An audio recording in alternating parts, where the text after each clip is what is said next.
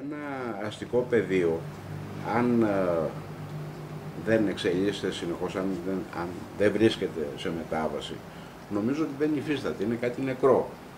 Και αυτό βέβαια είναι και η ελπίδα όλων, ότι προσδοκούμε στη μετάβαση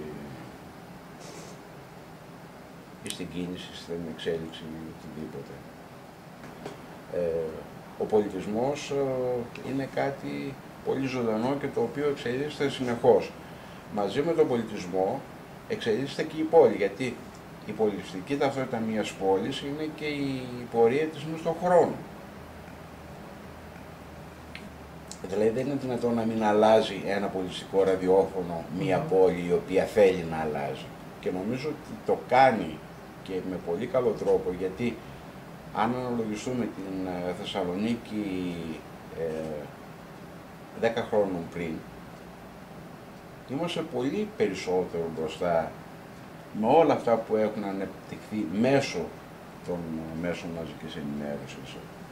Δηλαδή, μην ξεχνάτε ότι το αστικό πείραμα του Γιώργου Τουτούλα και της παράλλαξης ξεκίνησε μέσα από το 1958 και από αυτό το ραδιόφωνο. Είναι δηλαδή άμεση η σχέση αυτού του μέσου με την πόλη, με τους κατοίκους και με το πώς προχωράει το συγκεκριμένο αστικό τοπίο στον χρόνο. Αυτό που εμένα πάντα με ενοχλούσε, όχι μόνο με την τηλεόραση, με τα διάφορα κανάλια, αλλά και με τις εφημερίδες αυτής της πόλης, έχουν αθηνοκεντρικό χαρακτήρα. Ενώ, ας πούμε, παραδείγματος χάρη, έχουμε στην επαρχία, στη Λάρισα, στην Καβάλα, σε πολλές πόλεις,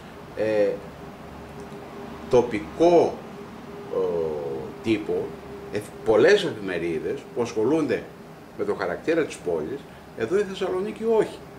Δηλαδή έχουμε δύο εφημερίδες οι οποίες ασχολούνται με όλα αυτά που γίνουν στην Αθήνα και όχι με αυτά που γίνουν στην πόλη. Επομένως, αυτές είναι που δεν έχουν το ρόλο που θα έπρεπε να έχουν για την εξέλιξη της πόλης. Ενώ αυτό το ραδιόφωνο νομίζω το κάνει και με ένα πολύ δυναμικό τρόπο.